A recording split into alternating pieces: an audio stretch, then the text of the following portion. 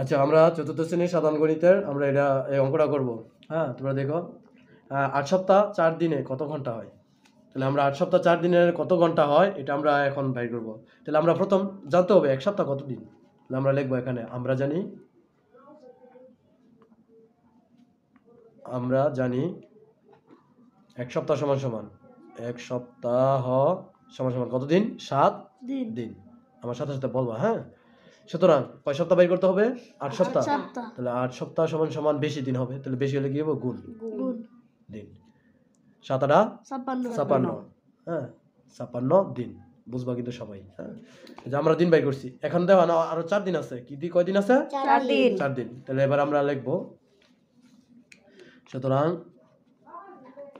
8 সপ্তাহে কত দিন আমার আছে? 56 দিন। তাহলে 56 যোগ এই যে 4 কই থেকে আনছি দেখছো? এই যে এখান থেকে এই দিন।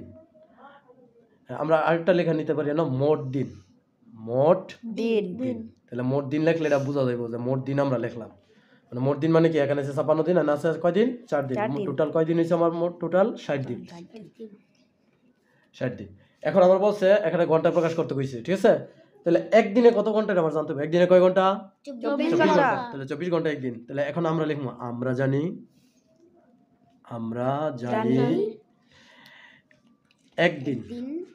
একদিন সমান সমান কয় ঘন্টা? 24 ঘন্টা।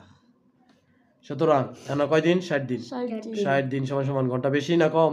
বেশি হলে কি? গুণ 24 ঘন্টা।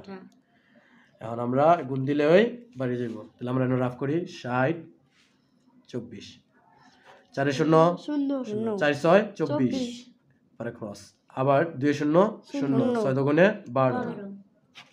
এবার 0 0 4 4 2 2 যোগ করলে 4 1। তাহলে 1440 ঘন্টা। 1440 ঘন্টা শেষ। উত্তর হয়ে গেছে। বুঝছো সবাই?